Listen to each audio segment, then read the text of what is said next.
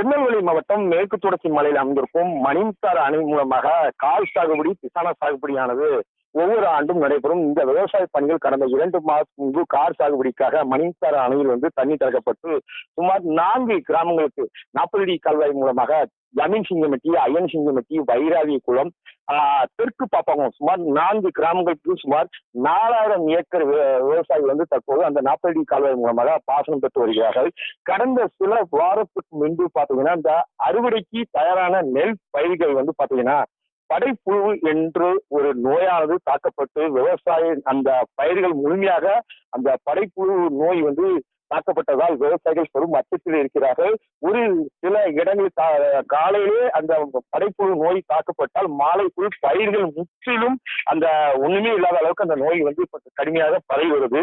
இந்நிலையில் அவர்கள் அம்பாசமுத்திரம் வேளாண்மைத்துறை அதிகாரிகளிடம் விவசாயிகள் தெரிவித்தவுடன் நேரடியாக அந்த அம்பாசமுத்திரம் வேளாண்மைத்துறை அதிகாரிகள் அந்த பகுதிகளை ஆய்வு செய்தார்கள். கடந்த சில நாட்களாக ஆய்வு செய்து அதுக்கு மாற்று வழியாக மருந்துகளை அடிக்க வேளாண்மைத்துறை அதிகாரிகள் விவசாயிகளுக்கு அறிவுறுத்தப்பட்டது. ஆனாலும் அந்த மருந்து அடித்தும் அந்த நோயானது இன்னும் கட்டுப்படுத்த முடியாத ஒரு நிலை இருக்கிறது. அவர்கள் தெரிவிக்கும் பொழுது கடந்த 8 ஆண்டுகளுக்கு முன்பு இந்த நோய் வந்திருக்கிறது. தற்போது 8 ஆண்டுகளுக்கு பிறகு இந்த நோய் வந்திருக்கிறது.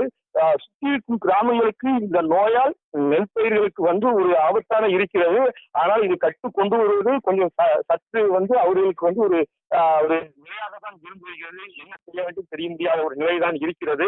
தொடர்ந்து அந்த விவசாயிகள் இந்த பயிர்கள் முழுமையாக அந்த சேதமடைந்து அந்த நோய் தாக்கத்தால் பயிர்கள் முற்றிலும் சேதமடைந்து இருப்பதாக விவசாயிகள் தெரிவித்திருக்கிறார்கள்.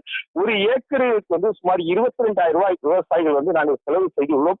அந்த தொகை எங்களுக்கு நிவாரணமாக வழங்க வேண்டும் என்று அங்குள்ள விவசாயிகள் தமிழக அரசுக்கு கோரிக்கை விடுத்திருக்கிறார்கள்.